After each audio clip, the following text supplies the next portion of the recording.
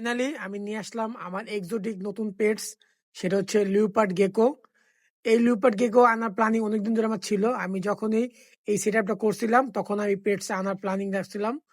তো এটা হচ্ছে আমাদের নতুন পেটস, এখনো বক্সের ভিতরে আছে। ওকে আমরা এখন নতুন একটা সেট আপ দিব, সুন্দর মতো ওকে একটা প্লেস দিব, যেহেতু আমাদের কাছে আগে থেকে কেস রেডি করা আছে। তার আগে আমি একটু হাট এনে দেখাই ও দেখতে কেমন, ওর সাইজ কেমন। এটা হচ্ছে লিওপার্ড গেকো। এটা যে একটা নর্মাল লিওপার্ড গেকো, এটার মফ এত ভালো না অথবা এত স্ট্রং না।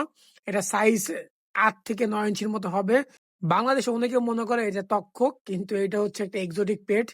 তো এটাকে আমি এখন সেট আপ করবো নতুন ইনক্লোজারে, নতুন কেজে আমরা ওকে ছাড়বো। আস্তে আস্তে ওর ইনক্লোজার আমরা অনেক কিছু অ্যাড করব। যেহেতু ফার্স্ট টাইম আমাদের কাছে আসছে, এরপর আমরা ওকে হাইডিং স্পেস দিব, প্রপার যা যা লাগে ওকে তা তা দেওয়া হবে এখানে। এখন আমার এক্সোটিক পেটস এ যে র্যাকটা বানাইছি এটা দেখতে সুন্দর লাগতেছে। নিচে আছে আমাদের গ্রিন ইগোনা, আর উপরে আছে আমাদের লিপার্ড গেকো। এই গেকো গুলো দেখতে অনেক সুন্দর হয়। ওর বয়স যখন আর একটু বেশি হবে তখন ওকে দেখতে আরো ভালো লাগবে।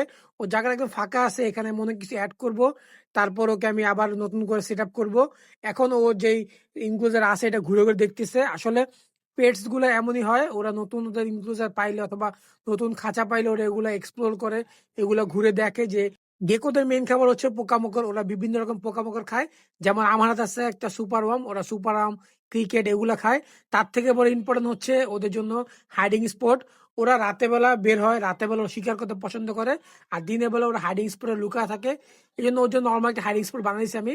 এটা আরো সুন্দরভাবে বানানো যাবে, এটা আমি সামনে করব, যেহেতু আমি তাড়াহুড়ো এটা নিয়ে এসে বসি। তো সামনে এগুলো চেঞ্জ করবো আমরা। তো দেখি এখানে কি কি সেট আপ করা যায়, কি কি নতুন আনা যায়, কি কি চেঞ্জ করা যায়।